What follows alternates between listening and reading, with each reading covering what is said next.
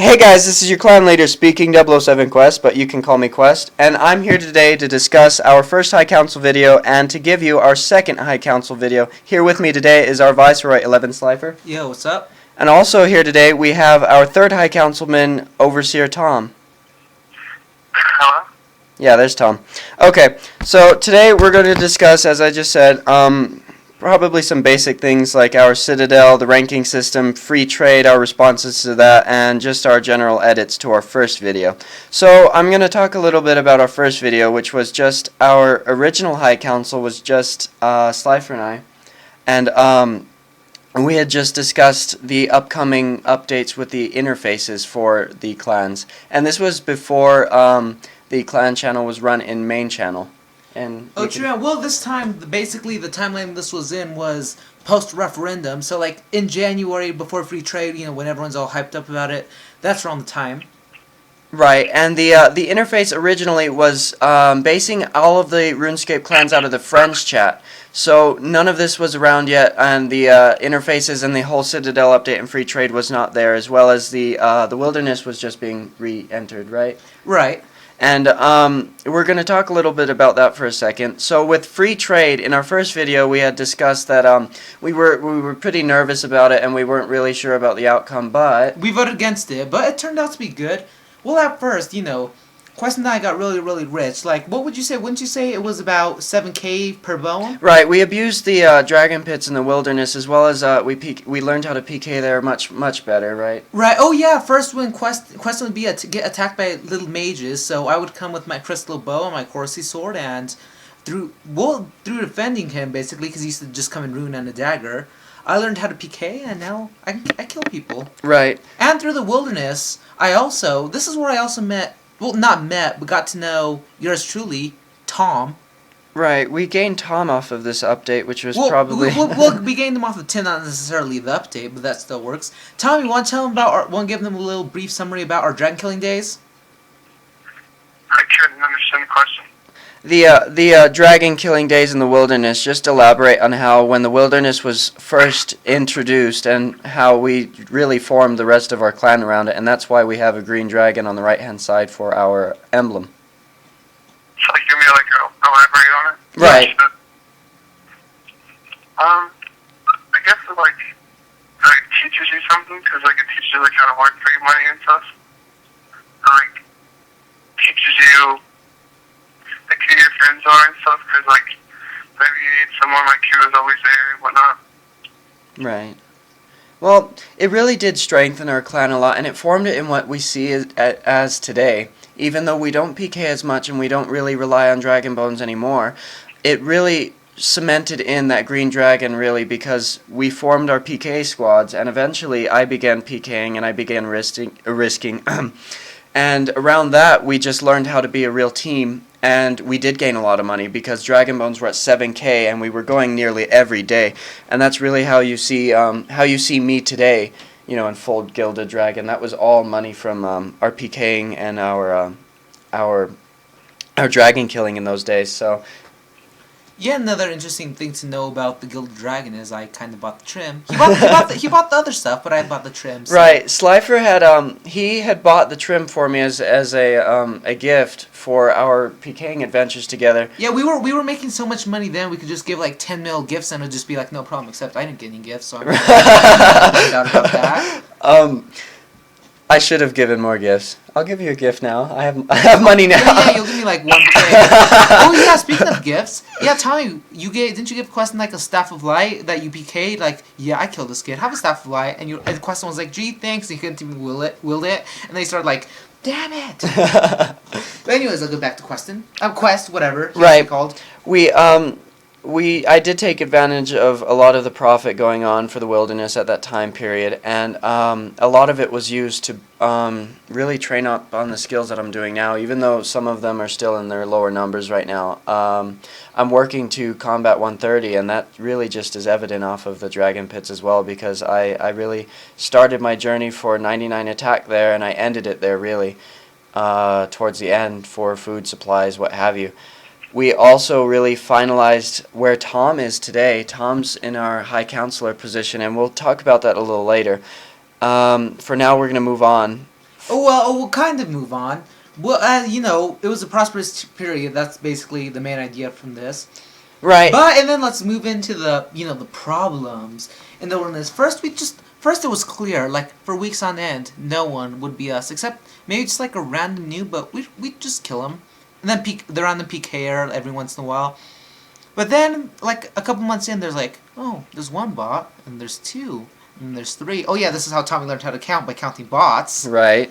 Wait. Yeah. Yeah. So yeah, speaking of bots, I think Queston can elaborate based on his personal experience with these botters. Well, for the botting problem, we had assumed that free trade would bring on gold farming, and what that really is buying your weapons and your items and all of your RuneScape gold off of gold sharing sites, and that's really a problem because it ruins our grand exchange really, and you can see trends of periods of inflation and deflation, and I think you'd call it a dollar down situation where all of the items are relatively worthless to what they once were.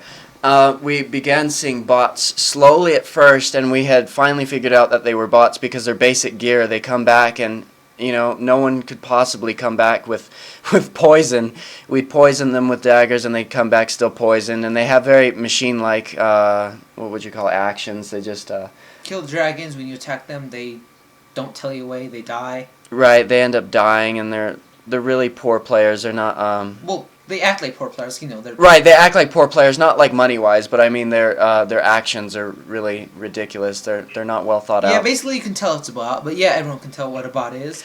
Yeah, that's basically the con of free trade. But other than that, I like the fact that you can manually split drops. So I don't know what we were worried about. Free trade has really been great. What do you think of free trade, Tommy? Do you like this better, or do you like the old way? It's kind of both, really. Business have their advantages and disadvantages. Right. Well, over time we learned to adapt, and there's something called the bot nuke that I'm sure everybody was excited about, and we can talk about that later as well. Or we could talk about it now. You want to? Yeah, talk we about might that? as well do that now. The bot nuke. I remember Queston being skeptical at first. Oh, this isn't gonna work, and then a day later, oh, it worked. But slowly but surely, they've begun to return, and the dragon pits they're back to how it used to be. But botting in other places like nature room bots, they've gone down. But let's hope Jags does something else, or Botscape. It does seem like they're trying this time around because with every new update, it seems like we see a decrease in bots. As in, like with the Hattie update, which is today, we see a decrease in bots. I just walked around and I think I walked by a yew tree. There's not swarms of bots. And what we really mean by how the dragon pits used to be, we mean like swarms, and it used to be really bad and it's gotten that way again, but slowly and surely Jagex really does seem to be trying to get rid of them now rather than opposed to the original update. They didn't seem like they were worried or even aware of it. Right now, every time they do small updates, it seems like they've tried with recoloring, so the color coding bots are unable to... Oh yeah, what do you two think of the new random events where the colors are just all warped? What do you two think? Question? Or here, let him go. Never mind, sorry. Go ahead, Tom. I guess it's just something to try to stop them, but I don't know if they work or not. I haven't seen them or anything. You don't see any bots fixing or in with it floppy, I guess you can say. Right. We don't... Trying to figure it out. Right. But you have to assume that they're getting tested and stuff. They've also made attempts to stop the deflation on Barrows by making the Barrows brothers a little harder as well as... No, they didn't make it harder. They just cosmetically altered their combat level. They're the same difficulty and such. Oh, really? They don't care about inflation. Crash the item. They don't care. Crashed item. Oh, yeah, and here's a quote from Tommy. How's it go? Let's fix it till it's broken. That's his official motto, according to Tommy. Right, Tom? If it's not broken, we'll fix it till it is. Yeah.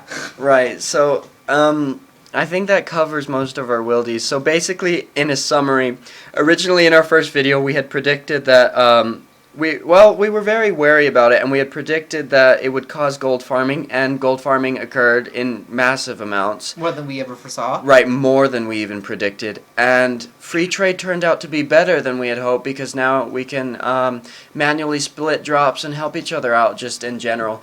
And I think that wraps it up for the wilderness and free trade from our first video. And now we're going to move on to the most important thing, which is our clan chat.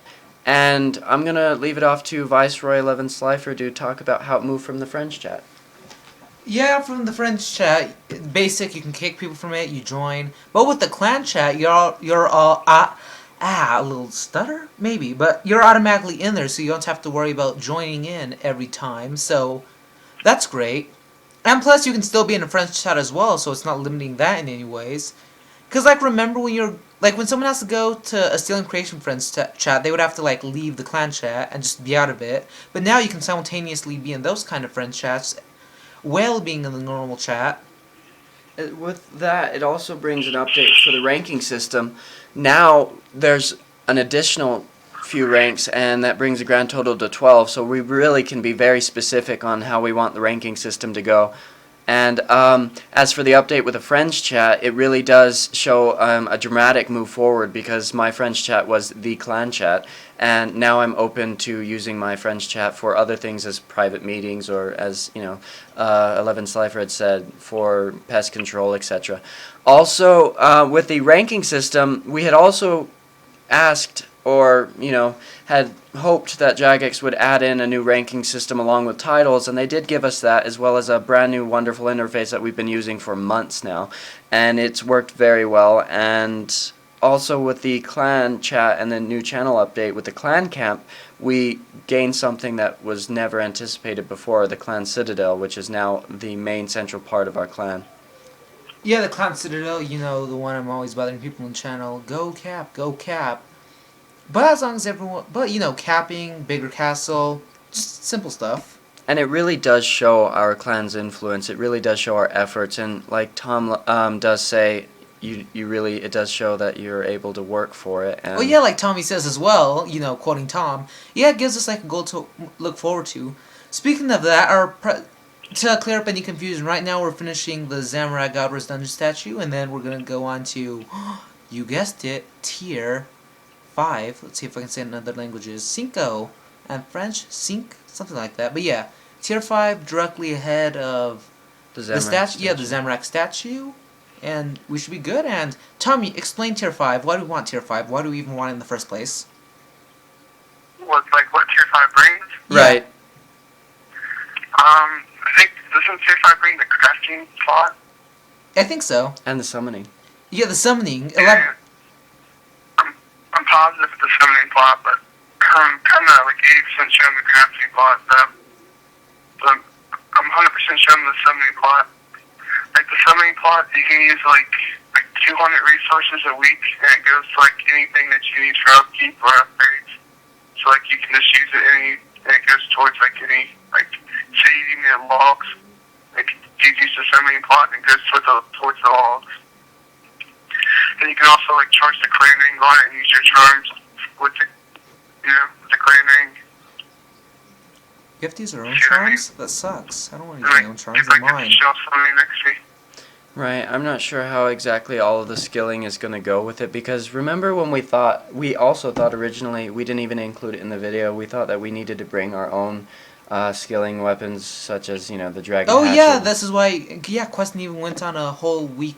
Well, he went to the dragon pits for a whole week, got enough money for a pickaxe, then, he goes there and he can't even use it. It's the tree. Dun dun dun. Right. The tree. That was the only thing there. Right, and I couldn't even use it, and the Citadel provides you with your own tool, so I wasn't able to use any of the ones that I had prepared for, so that was kind of a disappointment. But in other ways, it makes it easier for other members who may not have good ones anyway. It makes it equal for everybody, so I don't show up with a dragon pickaxe, and some poor other member shows up with a rune pickaxe and feels bad. Yeah, everyone uses a rune pickaxe now. And, well, with Tier 5, we're also going to be getting the Clan Theater, which is on the rooftop, which is exciting as well. And it does add an additional level, so it makes our Citadel taller as well as more updated, and we can provide you with more useless machinimas. And with the crafting plot as well, we can improve our clan flags. Like right now they look cool, but they're just basic. We can improve them, make them look elegant, and isn't that the essence of the hierarchy? You know, elegance. You know, hence the crown above the dragon, the crown, royal elegance, that type of thing. Wonderfully said. Yes, that's actually our main goal really right now, and we did place in our medium, well not medium, but our middle statue, which is a grand statue. Yeah, in the middle of the Primal Warrior, our grand statue, which Right, which is the one that we had just placed in for our statue spot, which is a part of the Daemonheim figurines that we're going to be placing there, or statuettes, whatever you'd like to call them. They're right near the entrance teleport portal. Oh, and let's do a little explanation about why we're building the statue. Well, obviously to look cool, but what's the sentimentality behind them? Oh, well, for the main part of our channel, melee, and we are melee based originally, because all of our High Councilmen have at least 2 melee stat 99s, which is normally attack and defense, and Overseer Tom and Viceroy L2Tommy have all of them, which is what I'm working to towards the summer. But we are really melee based for the most part. We don't have many mages, although we will add in mage statuettes as well as the range statuette at the grand level. That way we symbolize all 3 of the combat triangles. So for right now we have the first one in melee, which is really what we're based out of in all of our clan wars and events. Which is why it's in the center, but Yeah, right. And then let me take this, and then we're gonna put the range and the mage one there. You know, to symbolize balance, all 3 balance. And speaking of balance, that's what we're doing. First, we're adding the Zamorak statue, and then on the opposite side, we're going to add Ziliana. You know, Zamorak, Saradomin, good, evil. Just elaborate on that, please. Right. For the Zamorak statue, our whole purpose to adding that one first is not only because I was firstly Zamorak based, and my altar and my player-owned house is Zamorak based and all of that good stuff, but Zamorak ensues chaos, and really the beginning of our clan was chaos and hectic, and we weren't able to control things as efficiently as we are now. And progressing from that first statue being imbued with chaos to the secondary one, which really shows our improvements in the light and how everything is organized and elated, and just a step in the right direction. So from good from bad, from dark there's light, and we really wanted to show that that balance in our clan and in our citadel. Oh yeah, speaking of that balance, well, kind of, but speaking on the sentimentality topic, there's been a lot of questions. What does Hierarchs mean? What is the name? Actually, Quest got it. Yeah, CC Quest's actually saying that for getting the EN. But Quest got this off of an English text, and we'll elaborate on that.